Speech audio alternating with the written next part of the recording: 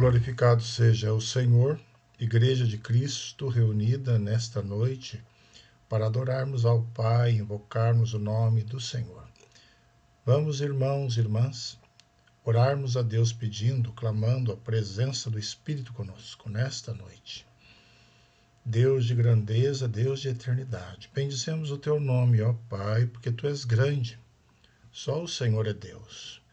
Deus Pai, Filho e Espírito Santo, todo o poder está em tuas mãos. Toda grandeza, salvação pertence ao Senhor.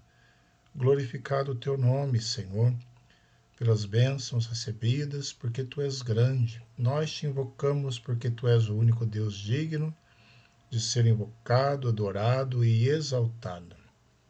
Bendito seja o teu nome, porque o Senhor se faz presente conosco, com o teu povo, com a tua igreja, com o teu Israel, dirigindo, orientando, caminhando conosco, nos protegendo. Nós invocamos o Senhor e te exaltamos nesta noite em nome de Cristo Jesus. Amém. Meus irmãos amados, nós estamos reunidos, privilégio, de estarmos juntos ao redor da palavra do Senhor. A primeira leitura de hoje, peço que você abra sua Bíblia, 2 Timóteo 2. 2 Timóteo 2, de 1 a 7. De 1 a 7. 2 Timóteo 2, de 1 a 7, o texto nos diz assim: Tu, pois, filho meu, fortifica-te na graça que está em Cristo Jesus. E o que de minha parte ouviste através de muitas testemunhas, isto mesmo transmite a homens fiéis e também idôneos, para instruir a outros. Participa dos meus sofrimentos, como bom soldado de Cristo Jesus. Nenhum soldado em serviço se envolve em negócios dessa vida, porque o seu objetivo é satisfazer aquele que o arregimentou. Igualmente, o atleta não é coroado, senão lutar segundo as normas. O lavrador que trabalha deve ser o primeiro a participar dos frutos. Pondera o que acabo de dizer, porque o Senhor lhe dará compreensão em todas as coisas.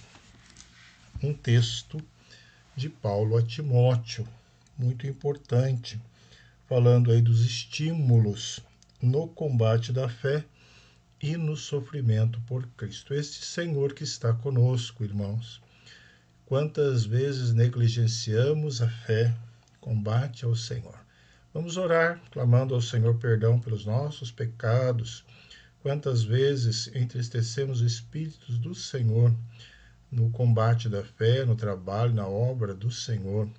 Clamemos ao Senhor por perdão e também que possamos interceder agora pelas pessoas, pelos lares, pelo nosso país, pelas políticas governamentais, que o Senhor abençoe todos os que estão investidos de autoridade, bem como os missionários, pastores, servos e servas do Senhor. Ore pelo seu lar, pela família do Senhor. Vamos orar silenciosamente durante alguns instantes.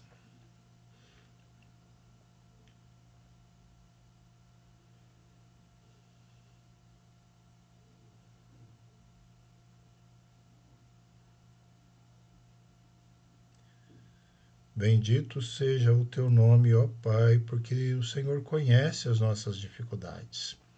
Bendito o teu nome, ó Deus, pelos milagres já concedidos em nossas vidas. Quantas bênçãos, inúmeras bênçãos no dia a dia, milagres, o sustento do Senhor, as respostas às orações. Glorificado seja o teu nome. Também intercedemos, ó Deus, pelas autoridades constituídas em todos os níveis e esferas de poder. Dê sabedoria e entendimento, dê honestidade, compromisso com o povo, com a população. Dê a iluminação do teu Espírito, que tenham consciência de que serão cobrados por ti. Abençoe os nossos irmãos enfermos nos hospitais, os que estão sendo tratados em casa. Cura, Senhor, e restaura. Tu és Deus poderoso que faz milagres. Nós cremos no único Deus vivo e verdadeiro, Senhor absoluto, sobre céus e terra, Deus e céus. Abra as portas aos desempregados. Abençoe aqueles que estão trabalhando em dificuldades, em necessidades. Visita, Senhor. Olha pelos nossos irmãos desvalidos em regiões, em conflitos, em guerras. Quantos filhos teus, famílias do Senhor, sendo perseguidas, ó Deus, passando por necessidades. Visita com a tua graça, com a tua bênção restauradora, protetora, bem como os teus missionários, servos do Senhor, que estão no nosso país, na nossa região, também no exterior, em tantos lugares. Que o Senhor visite, abençoe a tua obra missionária, que o Senhor sustente esses irmãos, suas famílias, suas vidas. Conceda a tua graça, Senhor, teu Espírito Santo sobre todas essas vidas que se dedicam ao Senhor. Bendito seja o teu nome, Senhor, porque tu és bom. Bendito o teu nome, porque tu és grande. Abençoa os lares da tua igreja, restaura os lares, restaura as vidas, as famílias, diante do Senhor com a tua graça, Senhor. Ouça as orações do teu povo nesta noite. Ouça, Senhor, os agradecimentos. Atenda, Senhor, nós precisamos de ti. Nós clamamos ao Senhor porque o Senhor nos responde. Tu não és um Deus mudo, inerte, mas tu és um Deus que intervém na realidade e faz a tua obra. Bendito seja o teu nome. Nós te agradecemos e te pedimos em nome de Jesus. Amém. Querida Igreja de Cristo, peço que você, irmão e irmã, abra agora a sua Bíblia no texto de 2 Samuel. 2 Samuel, capítulo 11. 2 Samuel 11, de 1 a 18. Um texto conhecido, com Davi e Batseba, envolvendo outras pessoas também. Decorrido um ano no tempo em que os reis costumavam sair para a guerra, enviou Davi a Joabe e seus servos com ele e a todo Israel, que destruíram os filhos de Amon e sitiaram Rabá. Porém Davi ficou em Jerusalém. Uma tarde levantou-se Davi do seu leito e andava passeando no terraço da casa real. Daí viu uma mulher que estava tomando banho. Era ela muito formosa. Davi mandou perguntar quem era. Disseram-lhe: é Betseba, filha de Eliã e mulher de Urias, o heteu. Então enviou Davi mensageiros que a trouxessem. Ela veio e ele se deitou com ela. Tendo-se ela purificado da sua imundícia, voltou para sua casa. A mulher concebeu e mandou dizer a Davi: estou grávida. Então enviou Davi mensageiros a Joabe, dizendo: manda-me Urias, o heteu. Joabe enviou Urias a Davi. Vindo, pois, Urias a Davi, perguntou-lhe este como passava Joabe, como se achava o povo e como ia a guerra. Depois disse Davi a Urias: desce à tua casa e lava os pés. Saindo Urias da casa real, logo se lhe seguiu um presente do rei. Porém Urias se deitou à porta da casa real com todos os servos do seu senhor e não desceu para sua casa. Fizeram-no saber a Davi, dizendo: Urias não desceu à sua casa. Então disse Davi a Urias: não vens tu de uma jornada? Por que não desceste à tua casa? Respondeu Urias a Davi: a arca, Israel e Judá ficam em tendas. Joabe, meu senhor, e os servos de meu senhor estão acampados ao ar livre. E hei de eu entrar na minha casa para comer e beber e para me deitar com minha mulher? Tão certo como tu vives e como vive a tua alma, não farei tal coisa.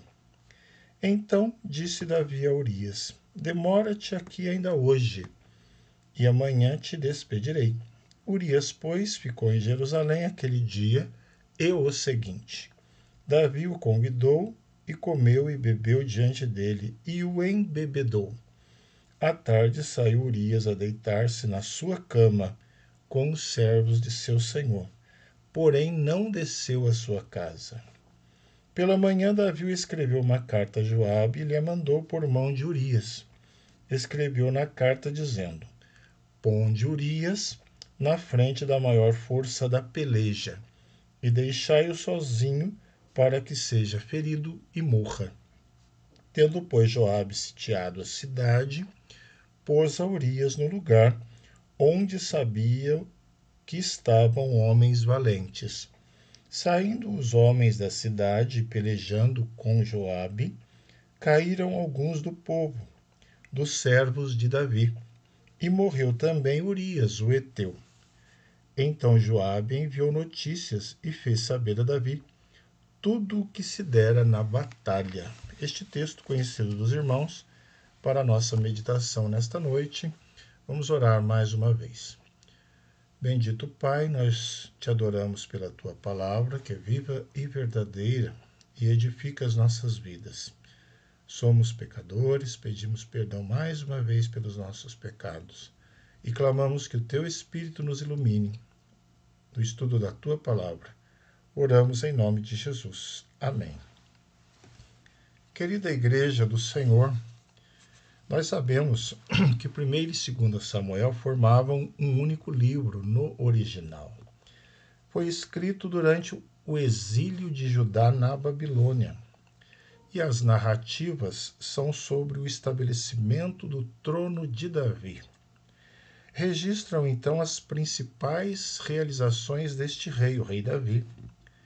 O capítulo 11 registra o pecado de Davi contra o Senhor, contra Urias e contra Batseba.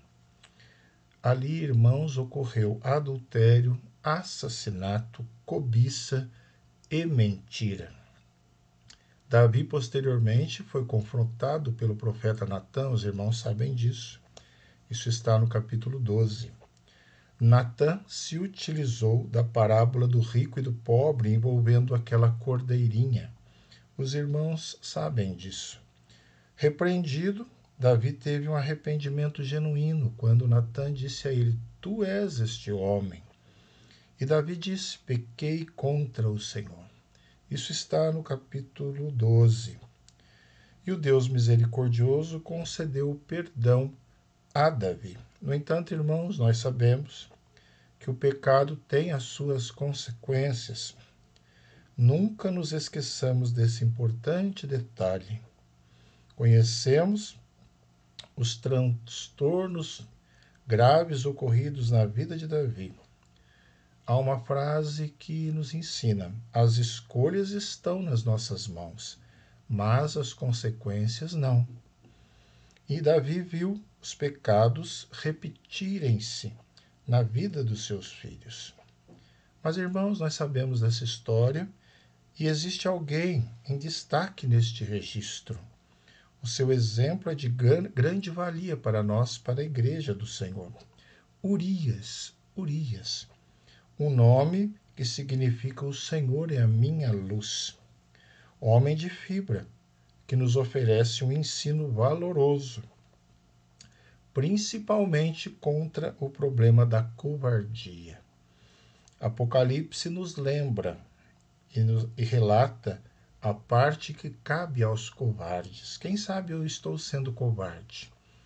Estou sendo uma pessoa envolvida na covardia, acobertando a minha vida através da covardia. Quem sabe esta seja uma dificuldade minha e sua. Certamente muitos tropeçam nessa área. São corajosos para muitas coisas, mas não para defenderem a fé. Quem sabe eu estou incorrendo nesse erro. E eu gostaria, irmãos, de meditar sobre o tema Urias, um bom exemplo contra a covardia. E quando esse homem foi um bom exemplo contra a covardia? Quando ele não fugia da guerra. No versículo 1 nós vemos no tempo em que os reis costumavam sair para a guerra. Vamos entender que tempo era esse.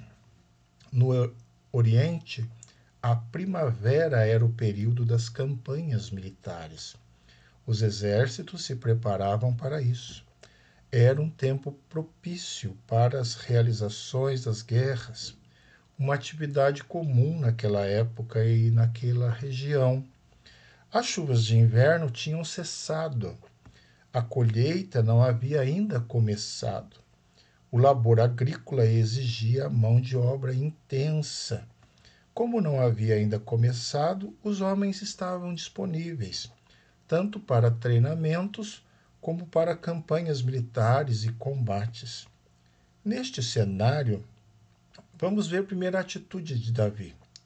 Nesse tempo propício de guerra, onde ele estava? Ele ficou em Jerusalém, não foi para a guerra. Nós vemos aí no texto, no tempo da guerra, Davi não foi. Numa tarde estava deitado no seu leito. Davi fugiu da guerra e permaneceu no conforto da casa real. Nesse mesmo período, onde estava Urias? Ele estava na guerra, ele estava no meio do combate. Urias não fugia da guerra. Esse homem conhecia da guerra, pois ele estava lá. Davi não sabia como ia a guerra, tanto que ele perguntou: como vai a guerra? Mas Urias sabia. Davi lhe perguntou e ele sabia. Davi, meus irmãos, além de rei, também era um guerreiro. Davi deveria estar lá, na zona de combate, na zona de guerra. Como está a sua condição na batalha da fé? Você ficou em Jerusalém como Davi? Ou será que você está na guerra como Urias? Será que você não sabe nada da guerra como Davi? Ou será que sabe muito da batalha, porque estava lá e sabe bastante da guerra, como Urias? Urias, um bom exemplo contra a covardia. Por quê? Porque esse guerreiro não fugia da batalha, não fugia da guerra. Mas ele é um bom exemplo contra a covardia também, porque não descia aos prazeres em tempo de guerra. Ele não descia aos prazeres em tempo de guerra. Davi disse para ele, no versículo 8, desce à tua casa e lava os pés. Para cobrir o seu pecado, Davi utiliza uma estratégia. Pediu para Joabe mandar Urias do campo de guerra. E passou então a sugerir que ele dormisse com sua esposa. Você viu isso no texto. Isso então faria Urias assumir aquela paternidade da criança. Porém, Urias não desceu. Ele não desceu para a sua casa. Davi até que se esforçou para que Urias descesse para casa. Mas ele, apesar dos esforços de Davi, ele não foi. Ficou firme e não fez o que considerava errado. Irmãos, quantas vezes pessoas importantes, elas fazem apelos para nós e nós cedemos. Aqui era um rei apelando àquele homem, mas ele não cedeu. Ele não desceu. Não que fosse pecado coabitar com a sua esposa, mas ele não aceitou essa regalia enquanto seus companheiros estavam na guerra. Urias entendia que seria ali um desrespeito com a própria arca, com o povo batalhador. A arca permanecia no campo de batalha e ela simbolizava a presença de Deus na guerra. Então, se o próprio Senhor representado estava lá, no campo de batalha, Urias não concordava em tirar uma folga e ficar em casa. Ele não desceu aos prazeres em tempo de guerra. Uma atitude bem diferente de Davi, que desceu ao nível dos prazeres pecaminosos. Mandou chamar Batseba e se deitou com ela. Esse deitar de Davi em adultério é importante e significativo. representa a sua descida para o pecado. Urias não desceu. Ele não desceu para casa, nem bêbado, ele foi para a sua casa. Ele continuou fiel no seu dever e não cedeu à tentação contínua e insistente do rei. Como você tem respondido diante do apelo dos prazeres? Como eu tenho respondido? Será que temos descido como Davi? Ou nos mantido firmes como Urias, como nós lemos no primeiro texto em Timóteo, como um soldado em serviço, Urias, um bom exemplo contra a covardia. Esse soldado não descia aos prazeres em tempo de guerra. Ainda em Timóteo nós lemos bom soldado de Cristo. Mas, irmãos, Urias é um bom exemplo contra a covardia, porque também ele estava na frente da maior força da peleja. Isso nós vemos. Davi não conseguiu enganar Urias, fazer com que ele descesse. Então se viu obrigado a usar outra estratégia, que nós vemos aí nos versículos 14 e 15. Davi enviou uma carta da morte para Joabe. A intenção agora era que Urias morresse em combate. Assim Davi se eximia de culpa na mente de Davi. Então ele mandou que Joabe o colocasse em posição vulnerável. Foi uma verdadeira covardia. Mas ele colocou Joabe, então, na frente da maior força da peleja. Este é um aspecto muito importante para a nossa meditação. Os corajosos sempre se colocam na frente da maior força da peleja. Essas pessoas são necessárias. Eles não procuram os lugares confortáveis. Eles não fogem do compromisso e do perigo. Eles não se contentam com posições seguras. São guerreiros que se colocam na frente, na liderança. Jamais correm da maior força da peleja. Da guerra, eles apreciam o olho do furacão. Estão sempre dispostos para outros trabalhos mais difíceis. E Davi, ele que além de rei também era guerreiro, era para estar na guerra, mas por onde ele andava? Andava passeando no terraço da casa real. Ali ele estava protegido, não corria perigo. Passeava no terraço.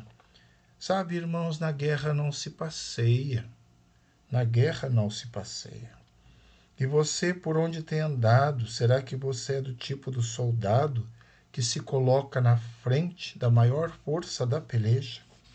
Ou será que sempre está passeando nas posições seguras, confortáveis da casa real, sem nenhum risco, sem nenhum compromisso?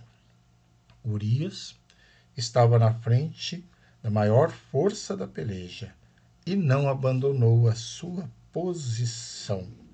Foi deixado sozinho, como nós vemos no texto, mas ele não fraquejou, nem reclamou disso.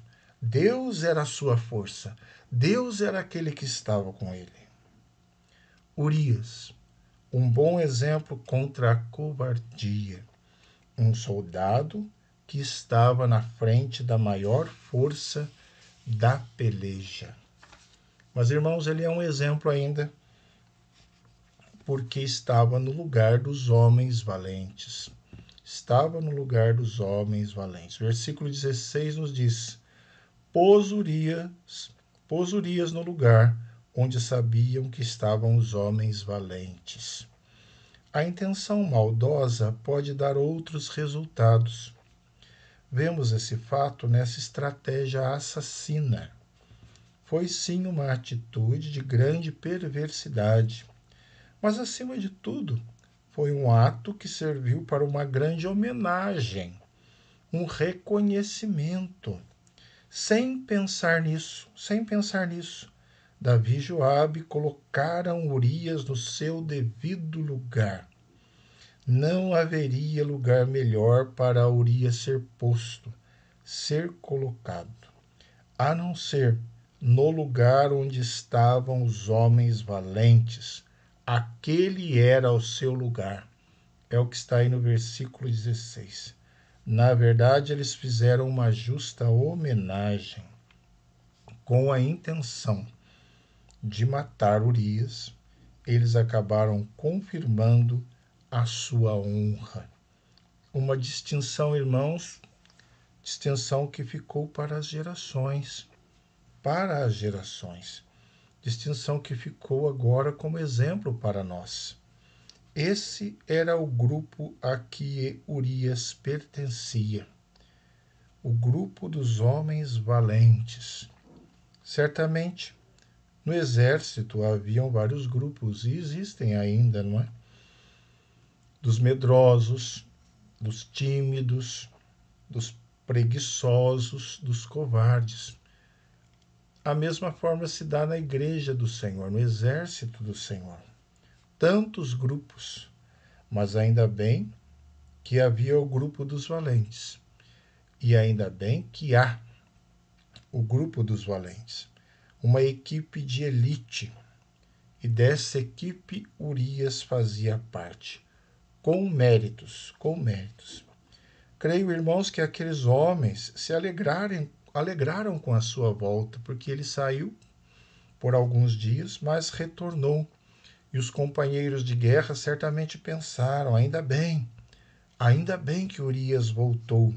Companheiro de guerra, companheiro valoroso, a guerra não está fácil. Precisamos de homens assim, precisamos de Urias. Não é assim também no nosso meio, quando muitas vezes uma pessoa à semelhança de Urias, da grandeza deste homem, retorna, volta de uma situação, de uma condição, e nós falamos, ainda bem que fulano voltou, fulano está à frente, fulana assumiu novamente aquele posto, aquela atividade na igreja, que bom, que pessoa valorosa, A igreja de Jesus é semelhante a um exército. Em qual lugar desta igreja você está lutando? Ou será que nem lutando você está mais? Muitos irmãos estão nos lugares dos medrosos. Muitos estão nos lugares dos tímidos. Muitos estão nos lugares dos preguiçosos. Outros até no lugar dos covardes. Outros passeando na casa real, nos corredores e nos pátios, na tranquilidade. Onde está você? Onde estou eu? Que o seu lugar seja onde estão os homens valentes, como nós vemos no versículo 16. Que o meu lugar também seja este. Urias, um bom soldado e um bom exemplo contra a covardia, contra a omissão, contra o medo. Um soldado que estava no lugar dos homens valentes. Você é uma mulher que está no lugar das mulheres valentes, dos jovens valentes, dos filhos e filhas valentes do Senhor, como nós vemos no versículo 16. Se for assim, glorificado seja o nome do nosso Pai. Concluindo, irmãos e irmãs, esta breve mensagem, nós vemos que muito se tem pregado sobre Davi. Muito se tem falado sobre muitos heróis da fé. Mas pouco se menciona acerca de Urias. Poderíamos dizer que Urias é um herói da fé esquecido. Um herói da fé esquecido. E esta mensagem singela procura fazer então uma modesta homenagem à memória desse grande homem para a glória do Senhor, para a edificação da minha vida e da sua. Urias, um bom exemplo contra a omissão, contra a covardia, um guerreiro que não fugia da batalha, não descia aos prazeres em tempo de guerra, estava na frente da maior força da peleja, estava no lugar dos homens valentes. Que assim se dê na minha vida e na sua vida. Amém.